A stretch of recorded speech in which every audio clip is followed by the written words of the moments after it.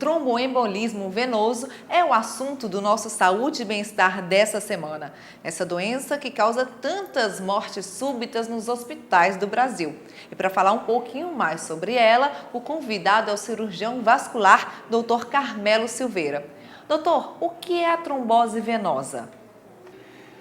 Trombose é quando o sangue coagula no interior de um vaso sanguíneo.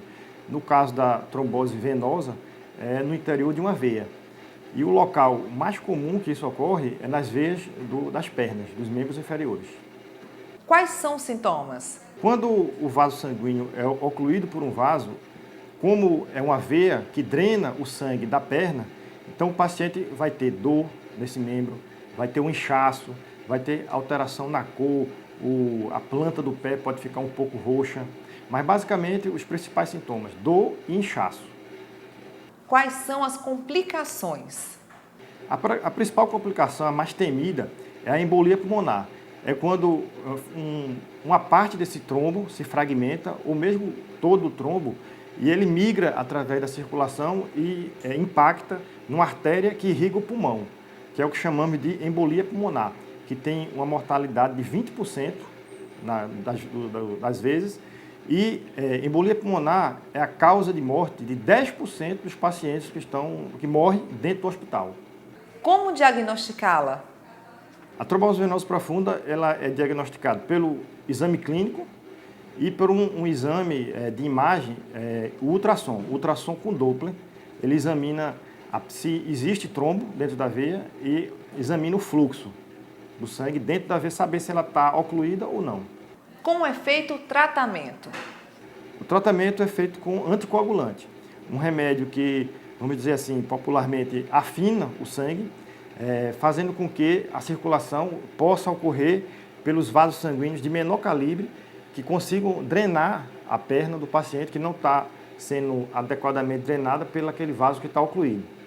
Com o tempo, o organismo desobstrui este vaso, recanaliza a veia e restaurando a patência. Como prevenir o tromboembolismo venoso? O Hospital Regional da Unimed criou a Comissão de Prevenção do Tromboembolismo Venoso. Todo paciente que entra no hospital, seja pela via eletiva, seja pela emergência, essa comissão criou um protocolo que a gente determina de cada paciente o risco trombótico desse paciente. E nos casos de pacientes de risco médio e alto, é feito o que a gente chama de profilaxia. Essa profilaxia ela pode ser feita por medicamentos, que são medicamentos anticoagulantes, para evitar que se forme o trombo, ou por meios físicos, que são meias, chamadas meias antitrombo, compressão pneumática, que é uma máquina que fica fazendo compressão intermitente na perna, para evitar que ocorra a trombose. Como as modificações genéticas podem aumentar o risco da trombose venosa?